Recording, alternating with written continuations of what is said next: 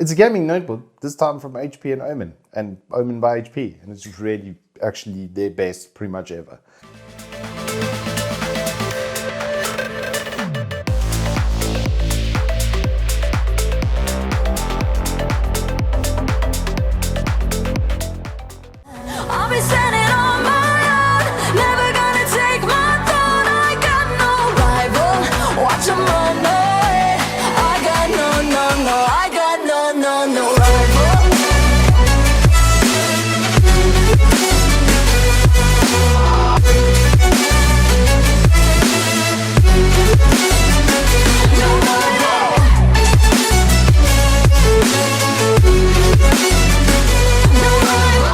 Good afternoon, morning, and welcome to Turbo Tortoise Tech. My name is Reese for Peace, always Triple XL. I hope you guys are staying safe and keeping well. HP Omen 016, it's really good. It's literally their best foot forward to date. They took what they did with the Spectre, which I reviewed a gajillion years ago, and as I was busy using this, I was like, this is very, very Spectre-esque. All of this, brushed aluminium topping and the way that they've done this slightly sunken keyboard deck and the checkered keys of how nice they feel on the keyboard and stuff. They did a really good job with this, an exceptionally good job. It's their best foot forward to date. Doesn't mean it's perfect though. It's not. It still could have a couple of things and stuff upgraded to it. But in the niche that they've gone into here, it's fulfilling two roles in one package in such a nice way. It's very clever. Whoever the product manager is that put this together and decided on this specification, you're a very clever person, and I like you for it. And you've done a very good job here. And I'm now going to explain to the lovely boys and girls why I think you've done such a good job. Let's start off with the chassis. It's an ultra slim, ultra light aluminium type with all of this beautiful brushedness to it, where it's just, yes, it does pick up fingerprints.com, but if you are pedantic with it, like your boy over here, and you have microfiber cloths all over your house, then it's just going to look slick and clean and just very, very nice a lot of the time. One of the clever little bits and pieces of upgrades around the chassis is all of these rubberizing edges like this. It's going to keep the screen from bending in and then like breaking into itself like that. When it goes in and out of bags and stuff, there is going to be some flex. So by just supporting that edge over there, it's spreading the weight out and it's going to prevent the screen from cracking. That's something that looking at it from a spec perspective, you probably wouldn't pick up. The hinge as well. I mean, speaking of, it's good. It's a really, really good hinge. It's also quite uniform. You notice how uniform that is when it comes up like that? There's not massive gaps. But if I just pull on one edge, there's not a huge amount of screen flex. People are going to use it like that. And that's something you've got to consider. When it starts flexing like that, once again, you can literally crack your screen. The underside has two more of those rungs across to just create a little gap for the fans to be able to pull air in from underneath the bottom. So it's going to just improve its performance just by there being just a couple of millimeters of space on the other side. I do still think, as you'll see when we get into the benchmarks, you are going to need a cool pad for this. But the layout for the keyboard, it's a TKL keyboard, so it's got the arrow keys and that very familiar spacing and setup. The stuff is nicely stabilized. Sorry, I've obviously got a video there going. Maybe let me just mute it and do that again so you can just hear the actual space bar. It's nicely stabilized. There's not a lot of shake or rattle or anything from the keys. Like, it's nicely set up and put together. I'm going to pause that because we're going to keep that on for the screen discussion as well. The touchpad is absolutely massive. It is multi-touch, so you can two-finger scroll, for instance, with it. It's quite nicely set up. I did see the guys on Notebook Check had a very similar experience to me when they did their benchmarking and test of it, especially of the touchpad. It does tend to sometimes like not register, but what I found out is if you give it like a wipe and use it a bit firmly for a little bit, it like comes to life. It's weird. It had like a little like burn-in test, and then after that it was absolutely perfect, which was strange. It's a first. Never really had that happen to me. Webcam up top, pinhole microphones. It's got the default laptop-y setups to it. But now when we look at the ports, we start to see it going a little bit in the direction of more serious gaming. So on the right-hand side over here, you've got an SD card reader. You've got a headphone jack, 3.5mm, 3-in-1 on that. You've got Thunderbolt next to that, which is always nice to have. HDMI 2.0s. probably a 2.1 now. Mini DisplayPort next to that, and I've actually still got one of those cables, which is kind of cool, so I could DisplayPort out of that and get 240 hertz on my 240 hertz monitor. USB next to that, and then a flappy paddle RJ45, which I do quite like, just to have that still there. It does have AX Wi-Fi, which does get to the normal AC1200 sort of maximum speeds, 80 megabytes worth of transfer through that per second. So if you've got a 500 meg line or better, or 500 meg line or less, it's going to be able to use all of that on the Wi-Fi. You wouldn't even need to connect in the LAN to use most of that Wi-Fi. And if you're happy with 80 out of 120 possible megabytes per second on gigabit, well, it will do that through the Wi-Fi. Connectivity on the other side is a little bit barren. It's just 2 more USBs and then the ports and the vents for the cooling. I'm really okay with that though. I much prefer to have a lot of stuff coming out the left-hand side. Most of us sit with a right-handed setup, so I could have my mouse, my headset, my screen, etc., all connected to the laptop, but coming out the right-hand side, so it's not disturbing my mouse hand. And then those two on the other side, you couldn't put them out the back with the chassis because of how slim and how light they're going for. Moving around the bottom, looking at the cooling structure over here, it's got a dual fan setup, which we're used to seeing with all of the heat sinks and stuff in the middle. Really good amount of mesh and clearance though on the bottom. I think that's a big improvement over the previous generation. And as I said, they've put in like a kickstand type of function here with this rubberized piece of the bottom and the top, just so that it sits up off the table ever so slightly, or the desk, or wherever you're using it. Please guys, do not use your laptop on your bed or anything with material that can get sucked up into the ports, because that's going to go into your fans. And then your fans are going to seize, and then they're going to that's going to cause your laptop to overheat and eventually die. You'll notice it becomes stuttery, and you'll probably just carry on using it and go, oh, the machine's slow, and then it'll die. I've seen this too many times, and it's very heartbreaking. Please just don't do it. But that, in a nutshell, is this very clean and sleek chassis. And that's where I'm like, they're so clever with this sort of crossover niche, because it's clearly a gaming product until you turn off the keyboard. Until you turn off the RGB on the keyboard, then it's, what is it? It's a design / office sleek beast over here. And they've even taken out the back LED and rather just put a nice reflective logo in there, which is just, it's just so much better than all of these overwrought, overly sort of, they are juvenile like looking things, and you're not going to look like a child with having this on your table, but it's still got all of those childlike things inside. It's a bit of business in the front and party in the back, if you know what I mean. So it's physically nice, and that's all good and well. What about using it? Well, performance was actually very, very good. Even on 1440p, in areas where you would think it wouldn't be able to run games, it ran them pretty well, especially like Vermintide 2 on the Extreme preset is not a slouch. It is an absolute PC breaker.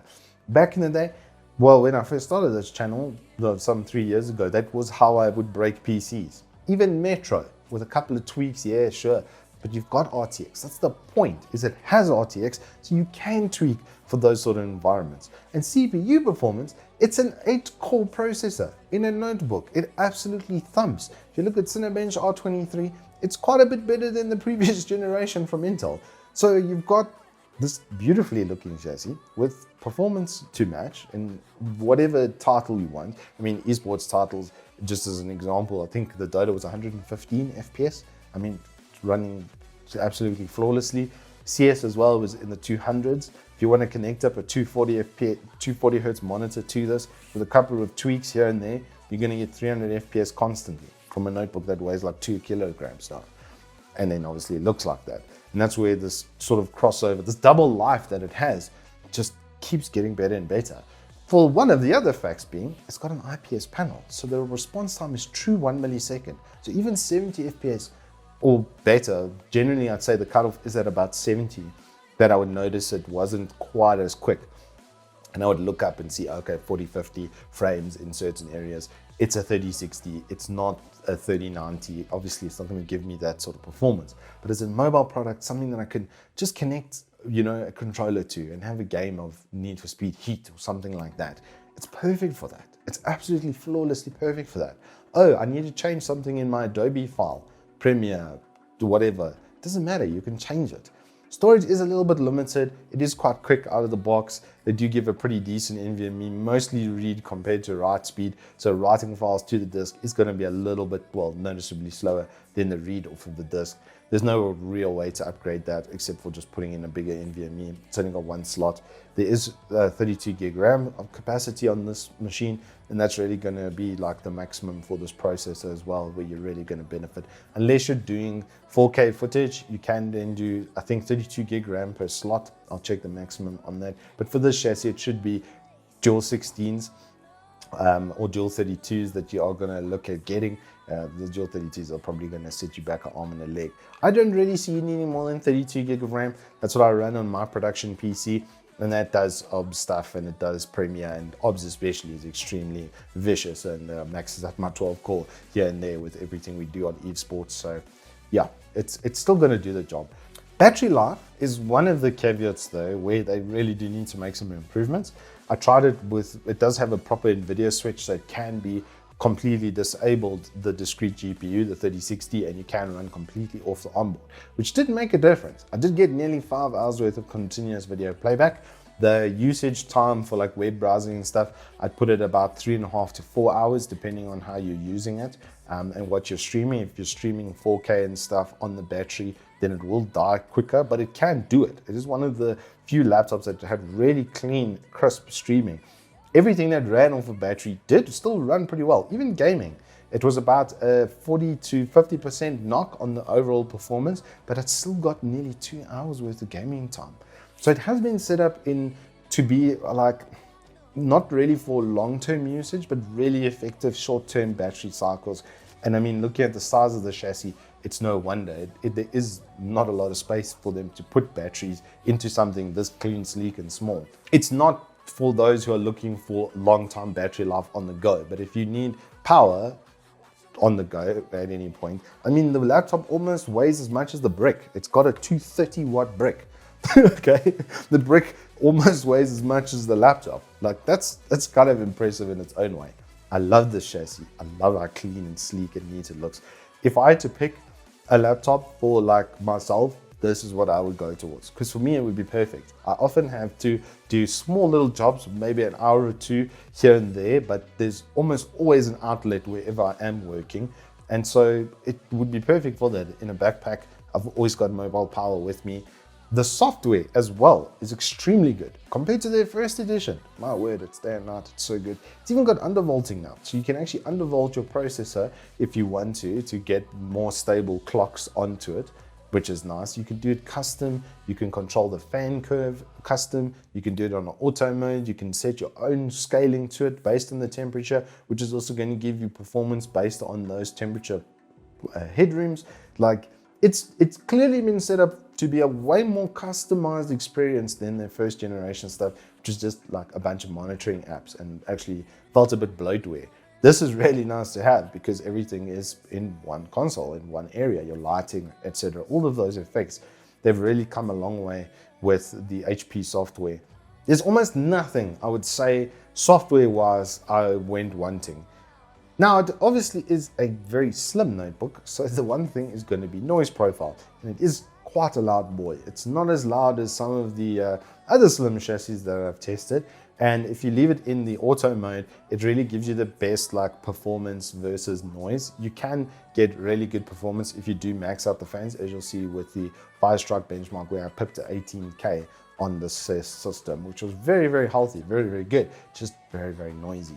It is much nicer if you just leave it in that sort of balanced mode, because it tends to give more power and headroom to the GPU, because that's what you're going to be using, especially in gaming most of the time, and then a little bit less on the CPU. And with that undervolt, it just means that those boost clocks stay up a little bit longer and stay there a little bit better, because it's got less temperature that's going through the chip as well. It's been cleverly set up. It's by far their best foot forward. The screen is sublime. It's 100% sRGB rating as well, as I saw on Notebook Check. If you don't know about that site, it's incredibly good. The keyboard is incredibly good. The backlighting is really nice. The way it shines through, even the function key sets and stuff are really, really nice. The little prompts for lights, like your caps lock over here, and then on top, or even as I hold in function, you notice that the function key set actually changes in color. Then I know exactly which ones are active or not active. I can activate other ones from the software. And like for instance, if I want to disable the touchpad on F11, the little light LED stays on there to let me know that it is still active. It's little touches like that, like the rubberizing and stuff. I can see they've put an immense amount of effort into the chassis. The only two things that the only thing I would really change is I would actually prefer a slightly bigger notebook, like even 10 mils larger. I know it's a lot of retooling and stuff. HP, don't shoot me, please. But just a little bit more battery. If this thing could do like 6 or 7 hours on the trot of just continuous video playback, that would be very nice. Obviously for traveling and for going on planes and stuff like that, then you'd have something you could do some basic word processing and set stuff on for a couple of hours and then watch some videos on for a couple of hours after the fact. Not a lot of planes have kettle plugs for the power bricks, but it is really cool of you to have used a kettle plug in your power brick. Thank you so much. Death to the Clover plug. It needs to stop being a thing. Just everybody use kettle plugs, please. I know it's like a little bit more compact. It doesn't. Just use the kettle plug, because kettle plugs are dime a dozen. Nobody wants to be carrying clovers and other weird 3 prongs around. Please, everybody take cue here of doing that, okay? And the touchpad. If the touchpad could be improved slightly on its responsiveness, especially out of box. But that's about it. Literally everything else works well, and it just looks so good. And this monitor is fantastic. It's so good. 1440p on a 16-inch. It's a lot of PBRs in all the right ways. Oh, it's also got pretty decent speakers from Bang & Olufsen, as I've mentioned over here. Kind of skipped over that. They actually are pretty decent. You could watch TV or radio or whatever, listen to the radio, etc. from them pretty comfortably, and they've definitely been tuned for voice. So if you are using it as like a Zoom Skype call kind of thing as well, it's going to be really good for that on the speakers, but you've got a proper 3-in-1 headphone jack, so you can just connect there. It's nicely set up. It's got everything that I wanted it to have. The performance is what I was hoping it would be. Average is good. It means that the chassis is well made enough that you don't need fan curve into the 6 gajillion range. Let me just show you, actually, let me do a live one so I can show you how loud it does get. 12 seconds later. Okay, we are approaching max fan now at 100 RPM increments.